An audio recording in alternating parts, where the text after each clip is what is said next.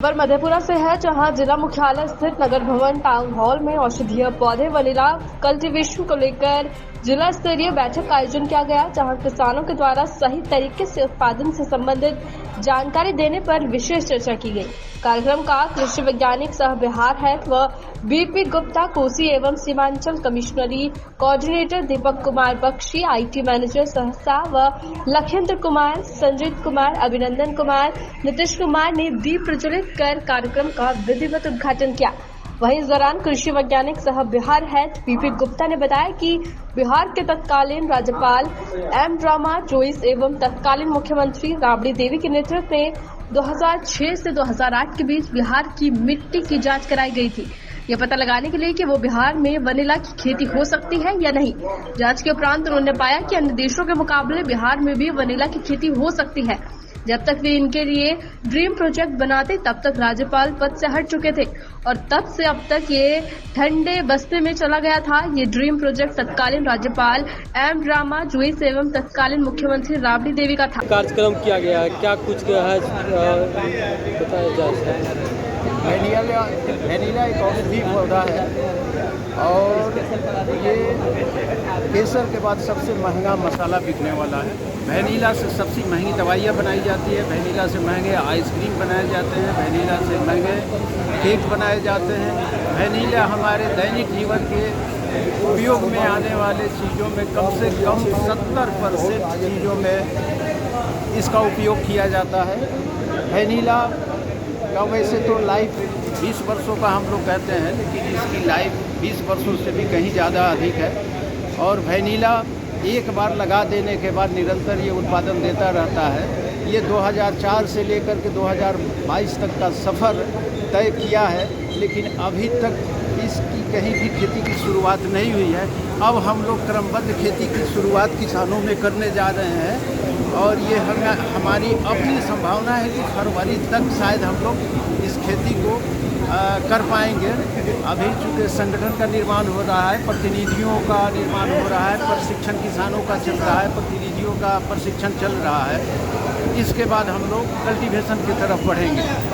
Vanilla पूरे north Bharat में हमारे सिंडिकेट के अंतर्गत कई राज्यों में बिखरा हुआ है, जैसे महाराष्ट्र, पूना, मध्य प्रदेश, उड़ीसा, झारखंड, ये उत्तर प्रदेश, बिहार। अब बहुत चंद दिनों में हम बंगाल में ही प्रवेश करने जा रहे हैं। बलरामपुर के कटिहार का एक प्रखंड बलरामपुर के माध्यम से यही वैनिला है। तो कितना बिहार में कितना जगह आपका संपूर्ण बिहार में वैनिले की खेती हम करने जा रहे हैं और सभी जिलों में शंखनाद हुए कम से कम 3 से 4 महीने हो गए। कुछ जिलों में तो लगभग 7-8 महीने हो गए।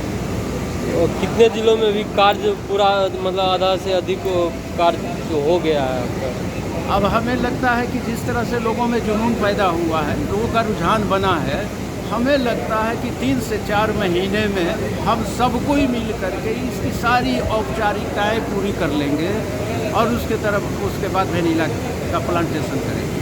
तो आपका जो ये वैनिला का खेती करेंगे किसान, उससे किसानों को क्या लाभ मिलेगा? और किसानों को प्रत्येक वर्ष इसके क्रीपर से 2 से 2.5 लाख रुपये का आधे हिस्सेदारी का लाभ 1,25,000 मिलेगा। और इसमें जो प्रतिनिधि काम करेंगे, जो पंचायत स्तर के हैं, उनको समथिंग 2 लाख रुपया मिलेगा। और जो 4 पंचायत या 2 पंचायत के पर्यवेक्षक हैं, उनको 4 लाख रुपए मिलेंगे एक पैकेज के रूप में, जो 6 महीना से 8 महीने का होगा। और जब हमारे प्रखंड संयोजक को इससे लगभग 7 लाख की उपलब्धि होगी, प्राप्ति होगी। और जनरल हमारे हैं वो 11 लाख या 12 लाख समथिंग है। जिला वाले जो हैं उनका पैकेज 16 लाख से लेकर 18 लाख तक होगा। जो रीजनल हैं उनका 22 लाख का पैकेज होगा। तो इस तरह से लोगों के रोज़गार की भी व्यवस्था इसमें है। ये रोज़गार परक कार्यक्रम है और किसानों के परचेजिंग कैपेसिटी को दुगुनी नहीं चौगुनी करेगी वैनिला। अब किसानों में जो आर्थिक तंगी है, वैनिला के आने से आर्थिक तंगी जाएगी और समृद्धि किसानों के पास आएगी। क्या नाम हुआ? मेरा नाम डॉक्टर बीपी गुप्ता हुआ। कौन वेनिला का क्या पता, कौन पोस्ट पे है? State coordinator. आप लोग के किसानों को क्या जी, एक्चुअली सबसे पहले मैं आपको धन्यवाद देना चाहूँगा, आपके मीडिया चैनल को, और उनके आप प्रतिनिधि हैं और आपके सभी लोगों को जो चैनल से जुड़े हैं।